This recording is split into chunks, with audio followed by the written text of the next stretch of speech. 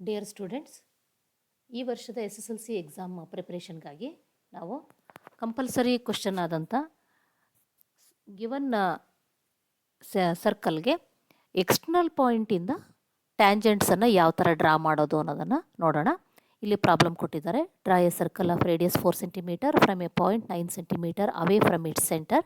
Construct a pair of tangents to the circle. ನೋಡಿ sir, ನಾವು construction ಮಾಡಿದ ಮೇಲೆ ಈ ಥರ ಬರುತ್ತೆ. ಒಂದು 4 cm ರೇಡಿಯಸ್ ತೊಗೊಂಡ್ಬಿಟ್ಟು ಒಂದು ಸರ್ಕಲನ್ನು ಡ್ರಾ ಮಾಡ್ತೀವಿ.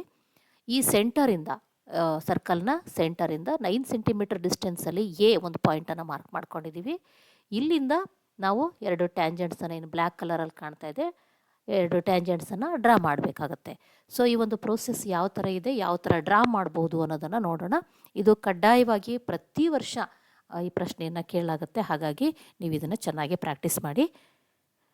ಇದರ ಒಂದು ಸ್ಪೆಷಾಲಿಟಿ ಏನಂದರೆ, ಗಿವನ್ ಸರ್ಕಲ್ಗೆ ಸೆಂಟರಿಂದ ಎಕ್ಸ್ಟರ್ನಲ್ ಪಾಯಿಂಟ್ನಿಂದ ಸೆಂಟರಿಂದ ಒಂದು ಏನು ಕೊಟ್ಟಿರ್ತಕ್ಕಂಥ ಡಿಸ್ಟೆನ್ಸಲ್ಲಿರುವಂಥ ಎಕ್ಸ್ಟರ್ನಲ್ ಪಾಯಿಂಟಿಂದ ಟ್ಯಾಂಜೆಂಟ್ಸನ್ನು ಡ್ರಾ ಮಾಡೋದು.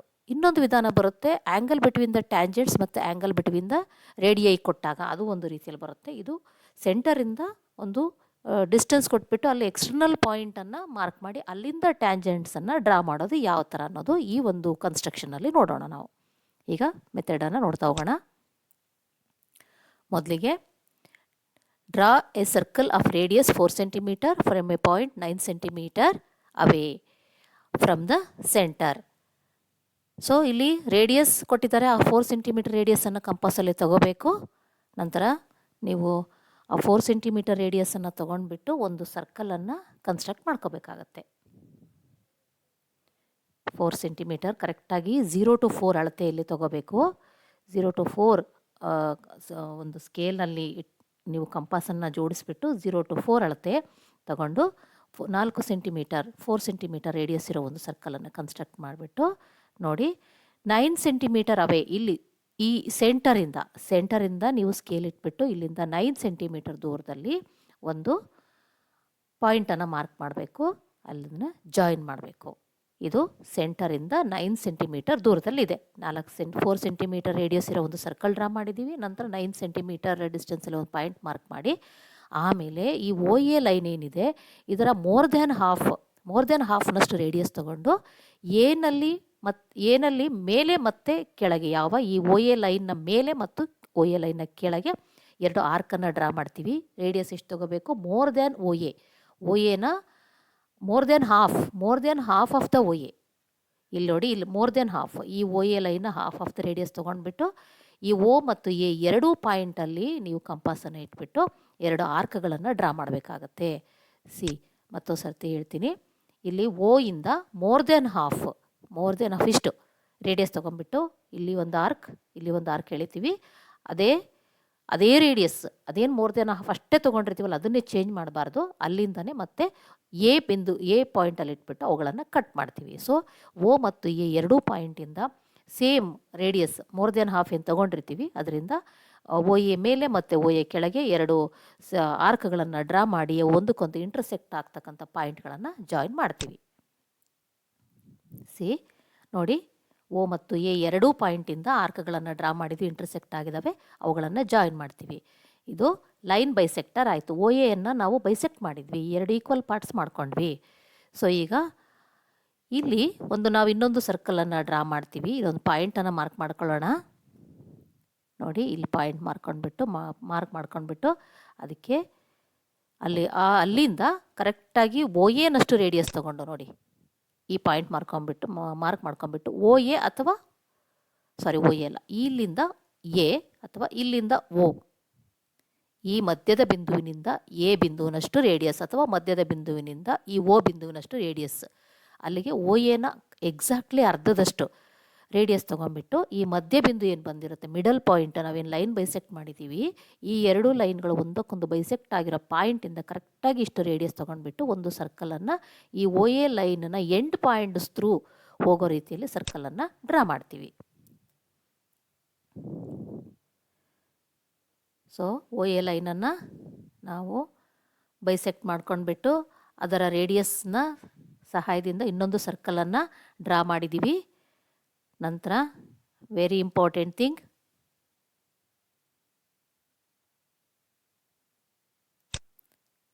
ನೋಡಿ, ಸಿ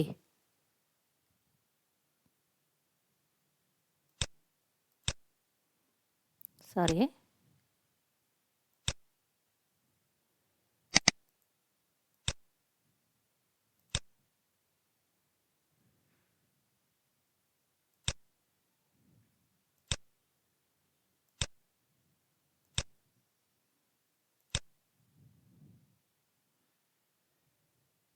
ಮತ್ತೆ ಪ್ಲೇ ಆಗ್ತಾ ಇದೆ ಅದು.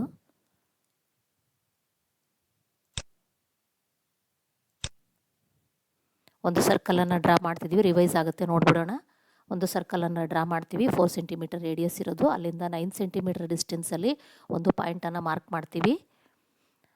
ಮತ್ತು ಅದಕ್ಕೆ ಎ ಅಂತ ಹೆಸರು ಕೊಡ್ತೀವಿ ಆ ಪಾಯಿಂಟ್ಗೆ.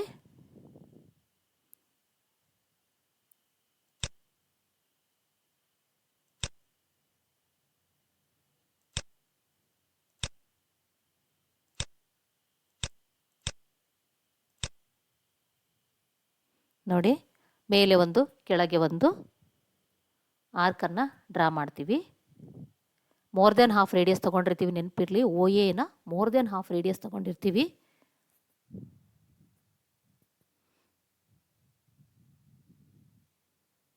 ಸರಿಯಾಗಿ ನೋಡ್ಕೊಳ್ಳಿ, ರಿಪೀಟ್ ಆಗ್ತಿದೆ. ಮೋರ್ ದೆನ್ ಹಾಫ್ ರೇಡಿಯಸ್ ತೊಗೊಂಡ್ಬಿಟ್ಟು ಓ ಇಂದ ಒಂದು ಮೇಲೆ ಕೆಳಗೆ ಮತ್ತು ಎ ಇಂದ ಆ ಆರ್ಕ್ಗಳನ್ನು ಮೇಲೆ ಕೆಳಗೆ ಎರಡೂ ಕಡೆ ಕಟ್ ಮಾಡೋ ರೀತಿಯಲ್ಲಿ ನಾವು ಆರ್ಕ್ಗಳನ್ನು ಡ್ರಾ ಮಾಡಿಬಿಟ್ಟು ಈಗ ಆ ಎರಡೂ ಆರ್ಕ್ಗಳು ಇಂಟರ್ಸೆಕ್ಟ್ ಆಗಿರೋ ಪಾಯಿಂಟ್ಗಳನ್ನು ಜಾಯಿನ್ ಮಾಡ್ತೀವಿ. ನಂತರ ಏನು ಇದು ಲೈನ್ ಬೈಸೆಕ್ಟ್ ಆಗಿದೆ, ಈ ಮಿಡಲ್ ಪಾಯಿಂಟಿಂದ ಎಗೆ ರೇಡಿಯಸ್ ತೊಗೊಂಡ್ಬಿಟ್ಟು, ಅಥವಾ ಇಲ್ಲಿಂದ ಓಗೂ ತೊಗೋಬೋದು, ರೇಡಿಯಸ್ ತೊಗೊಂಡ್ಬಿಟ್ಟು ನಾವು ಅಲ್ಲಿಂದ ಇನ್ನೊಂದು ಸರ್ಕಲನ್ನು ಡ್ರಾ ಮಾಡ್ತೀವಿ.